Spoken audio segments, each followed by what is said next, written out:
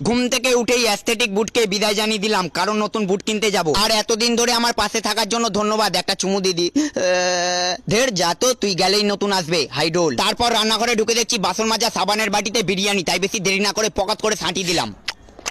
একটু মুদিখানা দোকানে চলে এলাম আর কুকুরটার পাশ দিয়ে ডিজাইন মেরে দিচ্ছি, যদি কামড়াতে আসে সাইকেল ফেলে পোদ হাতে নিয়ে দৌড়াবো। এখানে চিপসের প্যাকেটে এই নাগিনটা কারো পায়ে ছবল মারে না, ছেলেদের মনে ছবল মারে, খুব বাজে। আমাকেও ছোটবেলায় মেরেছিল, ক্রাশ ছিল যে। সব মাল নিয়ে নিচ্ছি আর দোকানদার একটু চিন্তায় পড়ে গেছে, তাই হিসাব করছে, কারণ 12 মাস মাল খেয়েছি আর 1 মাসের মাত্র পয়সা দিয়েছি। বাড়ি এসেই বাসন মাজতে শুরু করে দিলাম। দেড় সালা হাতাগুলো নেমে যাচ্ছে। সোয়েটারটাকে ভেজালে চলবে না, কারণ এটা পরেই মার্কেটে যেতে হবে। সব কাজ কমপ্লিট করে থালাকে সাজুগুজু করে দিচ্ছি, পেঁয়াজ কলি ভাজা আর কাতলা মাছের ঝোল। বেশি দেরি না করে পকাত করে ছাঁটি দিলাম। আর কাতলা মাছের প্রতি আমার একটা আলাদা ভালোবাসা আছে, তাই ওটাও ছাঁটি দিলাম। অমৃত একেবারে। সবেই মার্কেটে বেরাবো, তখনই দেখছি সোয়েটারের হাতার কাছে ইঁদুরে এসে চুমু দিয়ে গেছে। দেখতে ভীষণ খারাপ লাগছিল, তাই পিসিকে বললাম একটু সেলাই করে দাও। ইঁদুরটা 2 জায়গায় চুমু মেরেছে, সালা দুষ্টু ইঁদুর, কিন্তু সেলাইটা বেশ ভালো হয়েছে। তারপর বেরিয়ে গেলাম ভগবানের দর্শন নিয়ে। হে ভগবান দেখা দিও না, মানে আমার মতো পাপিকে দেখা না দিলেও চলবে, কিন্তু আশীর্বাদ করো। এতদিন তো আমার চোখেই পড়েনি চোর রোডের ধারে এরকম নমুনাগুলোকে দাঁড় করিয়ে রেখেছে। আমি তো কাঞ্চনদা হয়ে গেছি, তার মানে আমাদের ভদ্র সমাজে এতগুলি নতুন ক্যাসেট আসছে। শেষমেশ ভদ্র সমাজের আসল রূপটা তাহলে বেরিয়ে এলো। এই চোর রোডে আছি, ফোনটা জাঙ্গিয়ার ভেতর ঢুকিয়ে নি। অনেকক্ষণ ধরে বাসের জন্য দাঁড়িয়ে আছি, আর নয় আসুক ফাটাস করে দেবো। নিচ থেকে নাগাল পাবো না বলে ওপরে উঠে দাঁড়িয়ে গেছি। বাস চলে এসছে, এই তো বেশ ফাঁকাই আছে, স্ম্যাকডাউন করতে হবে না। এই কন্ট্রাক্টর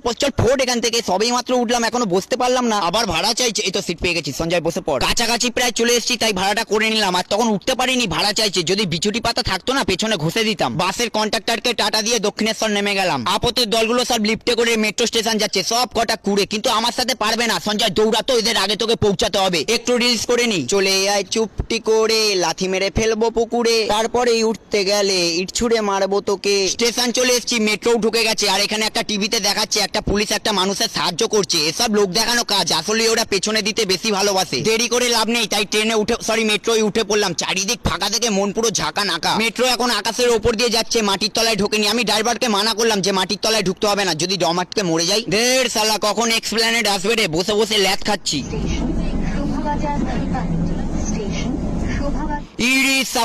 স্টেশন ঢুকলে আমার একার মুখে হাসি থাকে না, সবার মুখে হাসি থাকে। এক্সপ্ল্যানেড নেমে গেছি, কি ভিড়ে। এ তো দেখছি আমাদের ওখানে আপদের মতো লিফটে উঠে গেলেই ভালো হতো। এখানে আবার বেরানোর জন্য লাইন দিতে হচ্ছে, ভাবা যায়। এই আমার ফোন। এই টিকিটটাকে নিয়ে আর কি করবো, তাই একটা ফুটবল শট মেরে দিলাম। তোমাদের টিকিট তোমরাই নাও। এক্সপ্ল্যানেডের এই জায়গাটা ফরেন কান্ট্রির থেকে কম কিছু নয়, পুরো লন্ডন। আর এই লন্ডনে আমিও থাকি, আমাকে সেই চামচিকের মতনই দেখতে লাগে। এই ফুলগুলো সেই বাড়িগুলোতেই মানায়, যেই বাড়িগুলোতে আমার এক্সের মতো শাকচুনি গুলো নেই। একটা শুভকেতে দাঁড়িয়েছিলাম আর বিড়ালটা তার এক্সের ছ্যাঁকা খেয়ে নিজের জান দিতে চলে গেল গাড়ির তলায়। মার্কেটে চলে এসেছি, এখানে সমস্ত রকমের খেলার জিনিস পাওয়া যায়। আর এখানে আসলেই আমার বুকে ব্যথা শুরু হয়ে যায়। না না, শুভর জন্য নয়, খেলাকে ভালোবাসি তাই। এসব বুট দেখলে মনে হয় যেন চিবিয়ে খেয়ে নি, কিন্তু পয়সা নেই।